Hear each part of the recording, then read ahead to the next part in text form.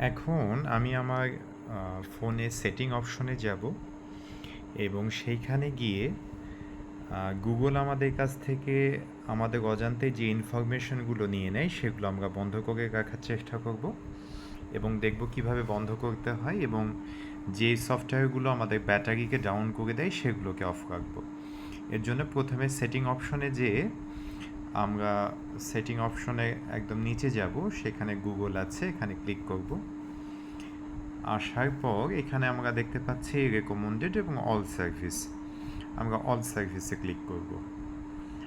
তারপরে একটু নিচের দিকে যদি আসি তাহলে আমরা দেখতে পাবো এখানে পার্সোনালাইজ ইউজিং শেয়ার্ড ডেটা, এখানে ক্লিক করলে আমরা দেখতে পাচ্ছি যে আমাদের কোন কোনগুলো আইকনগুলো আমরা ওপেন করে রেখেছি, যেগুলো থেকে সহজেই আমাদের ডেটা গুগলের কাছে পৌঁছে যায়।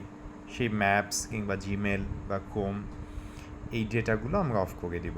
এটা আমাদের ফার্স্ট কাজ। আমরা চলে যাব সেকেন্ড অপশনে। এটার মধ্যেই সেকেন্ড একটা অপশন আছে, সেটা হচ্ছে ইউজ অ্যান্ড ডায়াগনস্টিক্স।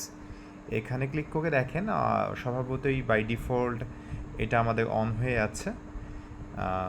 এই জেনারেল ইনফরমেশনের এই ব্লকসটা আমরা এখানে অফ করে দিব এবং ব্যাক করব। আরেকটা ছোট্ট কাজ আছে, যে অ্যাডসের একটা সেকশন আছে, এইখানে আমাদের রিসেট ডেট অ্যাডভার্টাইজ ডাটাকে আমরা কনফার্ম করব, রিসেট করে নিব এবং পরবর্তীতে আমাদের অ্যাডভার্টাইজ ডাটাকে আমরা ডিলিট করে দেব। এই যে আমাদের একটা ছোট্ট কাজের মাধ্যমে আমাদের সেটটাকে আমরা সিকিউর করতে সম্ভব হবে বিভিন্ন জায়গা থেকে। ধন্যবাদ।